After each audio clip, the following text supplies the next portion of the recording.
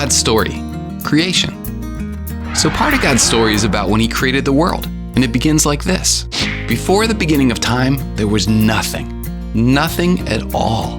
No earth, no light, just emptiness. It was like the inside of a basketball, or a cup after you drink all the milk out of it. But God was there and he had an idea. He wanted to fill up the emptiness. And guess what? Since he's God, he can make things appear just by speaking. It's like if you said, "Let there be a roller coaster," and then any kind of roller coaster you wanted just appeared.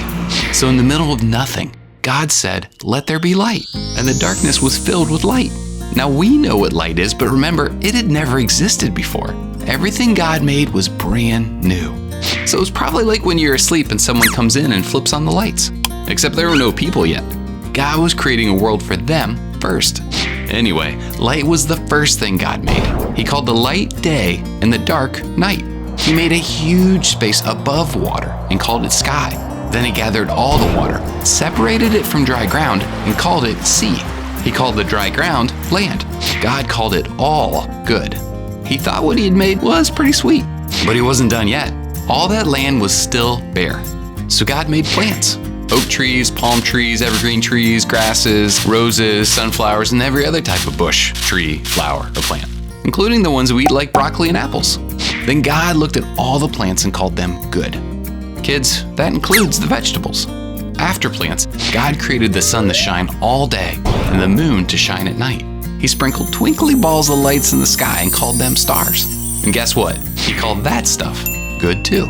Next, God filled the water with fish and whales and sharks and squid and every other sea creature. He filled the sky with flapping, chirping, squawking birds. And what do you think he called the fish and the birds? Yep, good.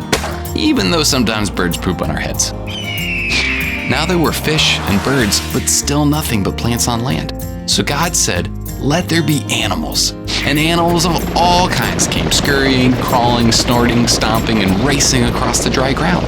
And just like everything else, God called the animals good. God was almost done, but he had one more thing to create that he had imagined from the beginning, when the earth was still empty. People to enjoy it. So God made Adam and Eve and told them they could eat from the trees, name the animals, and explore everything in his world. And God created them so they never had to feel sick or sad or lonely. It was perfect.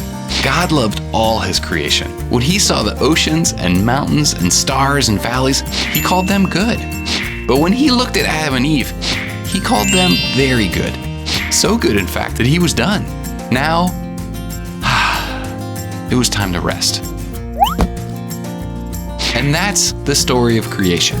So in case you missed it, here's the quick version. The earth was empty. God made light and dark. God made the sky and seas. God made birds and fish. God made plants and animals. He said all this stuff was good. Then he made people. He called them very good. Then he rested. And that's a part of God's story.